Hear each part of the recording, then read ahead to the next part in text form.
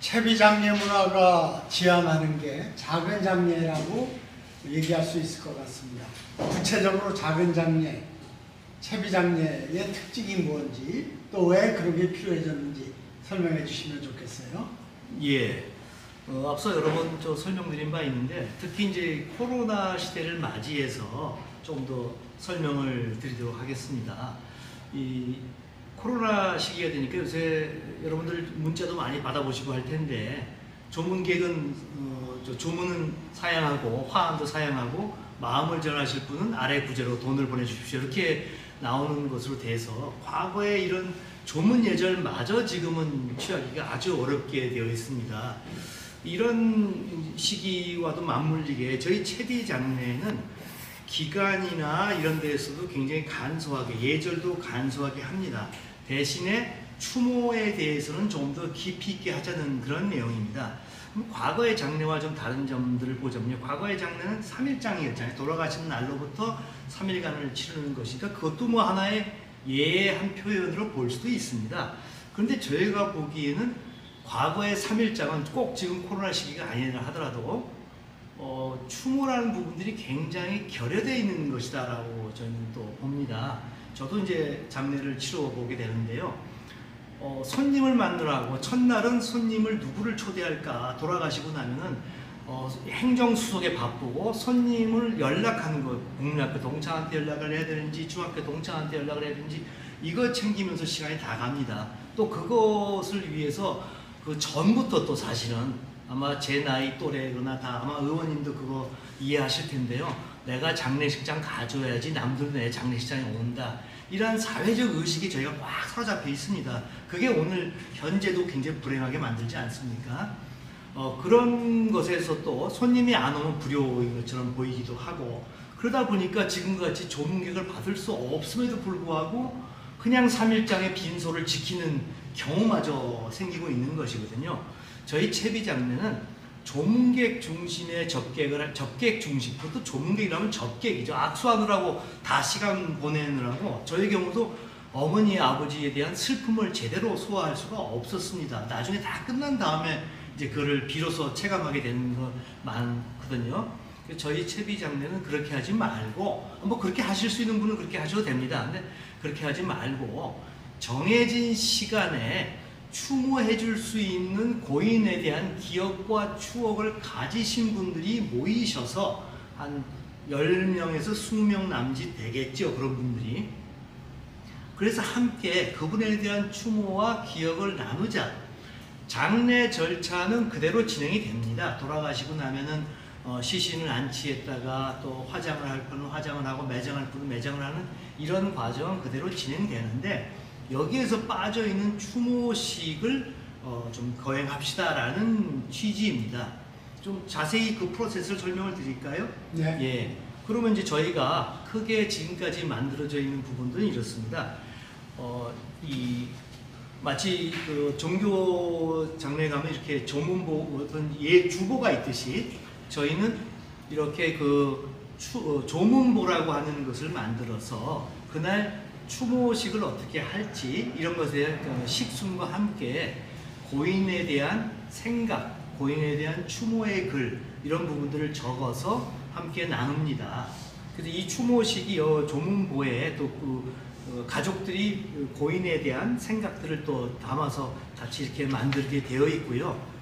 그래서 이런 부분들을 이제 저희가 준비를 하고 추모식의 순서는 이제 다들 모이시게 되면은 제일 먼저 이건 꼭 순서가 정해져 있는 것은 아닙니다. 근데 저희가 일반적으로 진행하는 프로그램은 먼저 간단하게 상주가 인사 말씀을 드립니다. 인사 말씀을 드리고 나면은 고인을 소개합니다. 모든 사람의 인생은 또 다 역사가 있지 않겠습니까? 그래서 고인은 어떠한 삶을 살아있는지 소개를 하고 그다음에 추모 영상을 틉니다. 추모 영상이라는 것은 고인과 고인의 가족들 또 여러 가지 기억을 담고 있는 사진들을 편집해서 고인이 가장 좋아하는 음악과 함께 저희가 영상을 편집해서 틀어드리고 그걸 보면서 이제 다 같이 고인에 대한 추모를 같이 하는 거죠. 그리고 이후에는 고인에 대한 기억을 나누는 추모 편지 낭독 시간을 갖습니다. 그래서 보통은 이제 손자들 또 상주들 가족들이 고인에 대한 기억을 낭독하게 되고요. 또 한편은 이제 메모리얼 테이블이라고 해서 고인의 유품들을 쭉 정리해 놓습니다. 그래서 고인의 유품들을 소개하면서 유품에 대해서도 각자의 또 기억이 다 다릅니다. 그래서 그 고인의 유품과 담겨져 있는 내용들을 소개하고, 그 다음에 마지막으로는 메모리얼 포스트 시간이라고 해서 이런 그 간단한 이 메모지에다가 제가 고인에 대한 글을 써서 저기 보면은 저희 장례식장에 보면은 또 저희 추모식장에는 메모리얼 트리가 있습니다. 그 나무에 걸어서 하는 것으로 대체적인 그 프로세스를 마칩니다.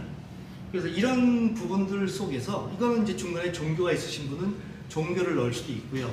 얼마든지 그 가족들, 유족들의 요청에 따라서 조금씩 순서를 바꾸고 내용을 더 더할 수 있습니다.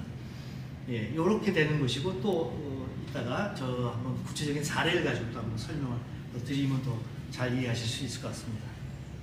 네, 한국의 장례 문화의 대표적인 특징을 지금 얘기해 주셨어요.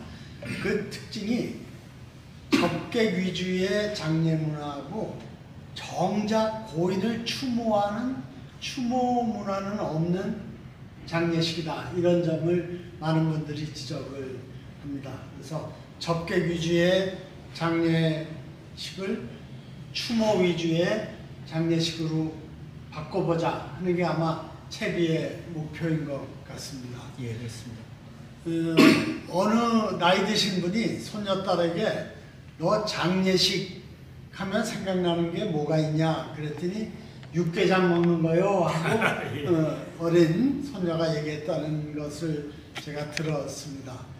손님 치르느라고 번잡합니다. 그야말로 지금 우리 김 회장님께서 얘기하신 것처럼 장례식 다 치르고야 유족은 고인을 여윈 슬픔을 곱씹게 되고 정말 그럴 수 있는 정신적 또 시간적 여유를 갖게 되는 것 같습니다. 그래서 우리도 장례의 본 취지인 추모 문화를 어떻게 발전시킬 것인가, 예. 정착시킬 것인가에 대해서 좀 함께 노력하는 그런 게 필요하지 않나 생각을 합니다. 그 중에 제일 좋은 게 지금 이제 조문보를 만드는 일인 것 예. 같습니다. 이 조문보가 있으면 추모식 때 핵심 컨텐츠가 마련되는 거죠. 그렇습니다. 고인이 언제 어디서 태어났고 어떤 가정 환경에서 자랐고 어릴 땐 뭘 했고 커서 어떤 일을 했고 나이 먹어서 또 뭘 좋아했고 이런 것들을 쭉 소개를 하면은 한 사람의 생애를 우리가 함께 이해하게 되고 그걸 바탕으로 추모할 수가 있게 되는 거죠. 그런 점에서 이 조문보도 미리 만들 필요가 있다고 당연히 미리 만들어야 되겠죠. 그런 점에서 우리가 우리의 죽음을 우리가 결정할 수는 없지만 죽음에 대한 준비는 잘 할 수 있다. 그것이 이제 웰다잉 문화라고 저희는 생각을 합니다. 그런 점에서 이 조문보를 미리 만들어 두는 준비가 필요한데 그것에 대해서는 현재 채비에서 어떤 방식으로 어떤 절차로 이 조문보를 만드는 것인지 좀 말씀해 주시죠. 예, 아주 핵심적인 부분을 지금 말씀을 해주셨어요. 미리 준비해야 한다. 제가 그 앞서도 좀 설명을 드렸습니다만은 저희는 장례식을 미리 준비하는 것에 대해서 굉장히 거부감을 좀 가지고 있습니다. 서로 말할 기회도 없고 그러다 보니까 죽음, 장례식은 항상 기피해야 될 것. 우리가 다 죽는다는 걸 알면서도 또 장례식은 갑작스러운 것으로 모두에게 다가옵니다.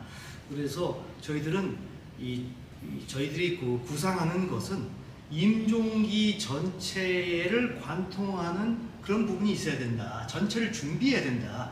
죽음이 갑작스러운 죽음이 돼서는 안 된다. 그래서 저희는 크게 이것을 세 부분으로 나누는데요. 이제 뭐 어느 정도 고연령이 돼서 돌아가시기 전 단계가 되는 저희가 임종기라고 합니다. 그 전체를. 그 임종기의 앞부분에서 미리 준비하는 채비 학교라는 부분들을 생각하고요. 또 그런 준비 과정에서 나온 채비 장례, 준비 과정에서 장례식은 더 추모를 깊이 있게 할 수 있습니다. 그 이후에 유족들에게 어떤 아픔과 이런 부분들이 남지 않겠습니까? 또 어떤 불의의 사고라든지 이런 안타까운 죽음의 경우는 또 유족들에게 많은 트라우마가 남죠. 이런 것들에 대한 치유, 이 세 단계를 다 같이 부상하고 있는 것이 저희들의 이 임종기에 대한 준비라고 합니다. 그래서 이 제가 말씀드린 것처럼 갑작스러운 장례, 갑작스러운 죽내지 않기 위해서 또 살아있는 동안에 좀 비록 몸은 많이 불편하시고 이동도 하시기 어려운 것이 보통 임종기의 삶입니다만은 그 부분에서 좀 더 삶의 질을 높일 수 있는 방법도 함께 생각을 하는 것을 저희는 웰다잉이라고 생각해서 그것을 저희가 채비학교라는 것을 운영합니다. 채비학교는 예비상주학교라고 저희가 부르기도 하는데요. 인문학적인 고찰들, 왜 죽음과 삶은 어떻게 되는가 하신 거에 대한 수많은 공부들이 있지 않습니까? 또 자기의 자전적인 경험도 있을 수 있고 그런 것을 나누는 부분도 있고요. 또 한편으로는 이제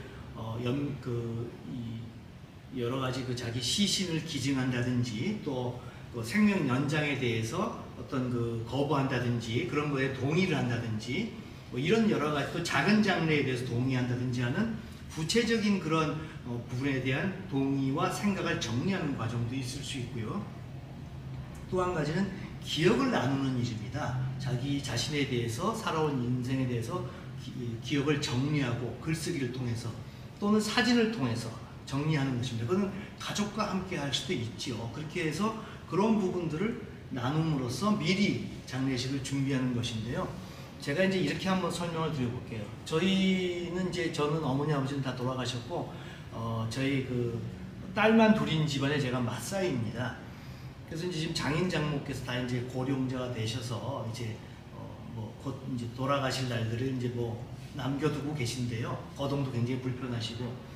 그래서 제가 장인 장모님을 위해서 이 채비장례를 해야 되겠다고 생각을 했고요. 그래서 저희 집사람한테 제안을 했어요. 채비장례를 하자. 이 공간도 와서 보고. 그리고 상주는 당신이 되라. 이제 여성이 왜 상주가 될 수 없는가. 내가 못 된다는 게 아니라 여성이 상주가 되는 장례를 치러보자. 나의 감정과 저희 집사람의 감정은 다르지 않겠습니까? 그래서 그런 장례식을 얘기하고 다 동의를 받았고 장인 장모께서도 너무 고맙다. 그렇게 했으면 좋겠다. 저는 아직까지 고인 당사자께서 내 장례 화려하게 치러달라는 분을 한 분도 못 봤어요. 네. 대개 장례식은 자녀들이 호화롭게 치르고 싶어 하는 것이지 다 간소하게 해달라고 얘기를 다 하세요. 그런데 그 순간에 이제 그렇게 결정하고 나니까 제가 정작 드리고 싶은 말씀은 제가 고민이 생겼어요. 그러면 추모식을 해야 되는데 나는 우리 장인 장모께 어떤 추모를 해야 되지? 라는 생각이 든 거예요. 아무래도 3위는 부모님이 아니니까 한국 사회에서는 아직까지 많은 추억과 기억이 없지 않습니까? 이게 애틋한 마음도 좀 덜하고.